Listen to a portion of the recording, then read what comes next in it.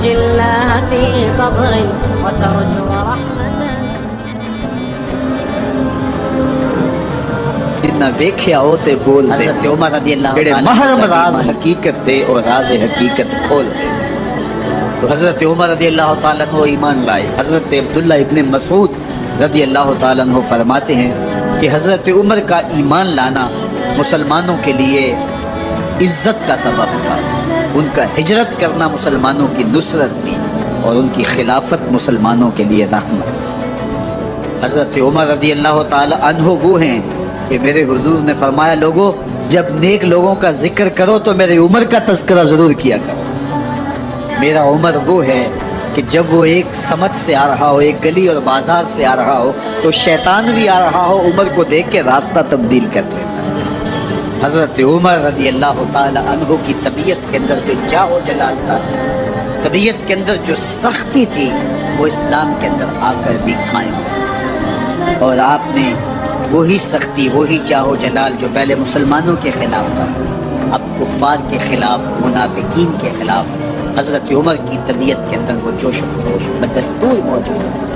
لیکن جس دن آپ خلیفہ بنے تو اس دن آپ نے ممبر پہ چڑھ کے جو خطبہ دیا اس میں کہا لوگوں میں سخت اس لیے تھا کہ رسول اللہ نرم تھے, پھر میں سخت اس لیے تھا کہ حضرت ابوبکر صدیق نرم تھے, اب میں تخت خلافت پہ بیٹھا ہوں, اب میری سختی جو ہے وہ نرمی میں تبدیل ہے. صرف فاسقوں, فاجروں اور باغیوں کے لیے میں سخت ہوں, باقی تمہارے لیے نرم.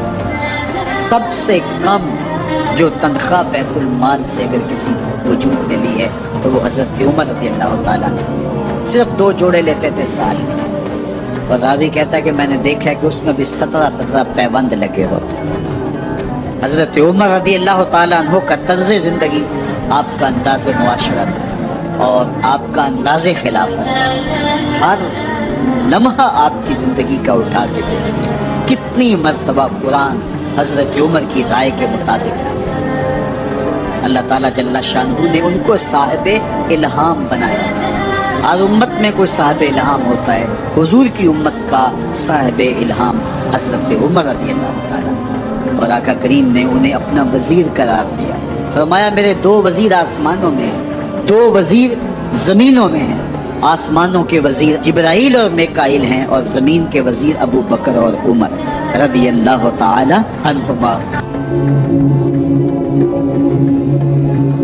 ایک دن حضرت عمر بیٹھ کے رو رہے تھے تو کسی نے کہا حضرت رو کیوں رہے ہیں؟ فرمایا کہ میں اس لیے رو رہا ہوں کہ فلاں پل سے بکریاں گزری ہیں, تو پل کے اندر شکستگی تھی, ٹوٹا ہوا تھا پل درمیان, اس میں ایک بکری کی ٹانگ ٹوٹ گئی ہے.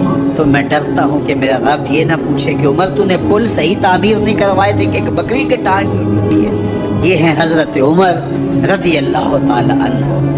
اللہ اکبر. تو اللہ تعالیٰ جل شانہ نے حضرت سیدنا عمر بن خطاب رضی اللہ تعالیٰ عنہ سے جو کام لیا, مختصر دور خلافت کے اندر 10 سال 6 ماہ 4 دن آپ نے خلافت فرمائی ہے. لیکن کہاں سے چلے اور یہاں مکران تک, بلوچستان کا حصہ ہے, یہاں تک آپ کے سلطنت کی حدود وسیع, ادھر آرمینیا تک جا پہنچے, حمص فتح کیا, قادسیہ, یرموک. آپ ذرا دیکھیے کہ کہاں تک آپ کی فوجوں کے گھوڑے دوڑتے رہے, اور اللہ تعالیٰ جل شانہ نے ان کو جو توانائی, عدل و انصاف کی قوت عطا فرمائی. اللہ اکبر. جب زمین پہ عدل کیا ہو تو زمین بھی حکم مانتی ہے, اور حضرت عمر وہ تھے جن کا حکم ہوائیں بھی مانتی تھی, زمین بھی مانتی تھی, جن کا حکم جو ہے وہ آگ بھی تسلیم کرتی تھی اور دریا بھی ان کا حکم مانا کرتے تھے. مصر کے اندر یہ رسمیں بد جاری تھی کہ سال کے بعد ایک دوشیزہ کو زیورات پہنا کے اچھے لباس میں ملبوس کر کے دریا کی بھیڑ چڑھایا جاتا, اس کی قربانی دی جاتی, اس کا خون بہتا تو دریا چلتا. جب مسلمانوں نے مصر فتح کیا تو گورنر نے لکھا کہ اسلام تو اس طرح کی رسوم کی اجازت نہیں دیتا, لیکن خشک سالی ہے, لوگوں کی فصلیں ویران پڑی ہے, تو حضرت کیا کیا جائے؟ تو حضرت عمر رضی اللہ تعالیٰ عنہ کاغذ کے ٹکڑے پہ لکھتے ہیں بسم اللہ الرحمن الرحیم. مصر کے نیل کی جانب عمر کا خط لکھتے ہیں, نیل اگر تو اللہ کے حکم سے چلا کرتا ہے تو چل, ورنہ ہمیں تیرے چلنے کی کوئی حاجت نہیں۔ اور قاصد کو کہا یہ خط لے جاؤ اور جا کے دریائے نیل میں پھینک دو۔ قاصد جا کے خط دریائے نیل میں پھینک دیتا ہے، پانی آتا ہے، ایسا دریائے نیل چلا 14 صدیاں ہوئی ہیں آج تک کبھی بند ہی نہیں ہوا۔ دریا حکم مانتے، آگ نکلتی ہے، لوگ حضرت عمر رضی اللہ تعالی عنہ کے پاس آئے، حضرت لاوا پھوٹا ہے، آگ نکلتی ہے اور مدینے کی طرف بڑھ رہی ہے، اب کیا کیا جائے؟ فائر بریگیڈ تو زمانے میں تھی نہیں۔ عمر نے اپنی قمیض اتاری، جس قمیض پہ 17 پیوند لگے ہوئے تھے چمڑے کے، کہا یہ قمیض لے جاؤ، جدھر آگ بڑھ رہی ہے آگے ڈھالنا، آگ پیچھے بھاگ جائے۔ زلزلہ آتا ہے تو زمین پہ درہ مارتے ہیں، زمین رک جا، کیا عمر نے تیری چھاتی پہ عدل نہیں کیا؟ تو یہ عمر ہیں رضی اللہ تعالیٰ عنہ کہ جن کے انصاف کی وجہ سے، جن کے عدل کی وجہ سے اللہ تعالیٰ کی رحمات، اس کی برکات کا نزول ہوتا تھا، اور اللہ تعالیٰ نے مسلمانوں کو وہ آبرومند حکومت دی۔ کائنات کی تاریخ کے اندر ایسی حکومت آپ نے نہیں دیکھی ہوگی جو حضرت عمر نے حکومت کی ہے۔ اللہ اکبر۔ فرمایا فرات کے کنارے پہ ایک کتا بھی پیاسا مر گیا تو اس کا حساب بھی عمر سے ہوگا۔ باہر سے سفیر آتا ہے اور آ کے پوچھتا ہے کہ میں امیر المومنین کے، مسلمانوں کے حکمران کے محل میں جانا ہے، تو مسکرا کے کہتے ہیں ہمارے امیر کا تو کوئی محل نہیں ہے۔ کہا کہاں ہے تمہارا امیر؟ کہا مسجد نبوی میں ہوگا یا بیت المال کی اونٹوں کی دیکھ بھال میں لگا ہو۔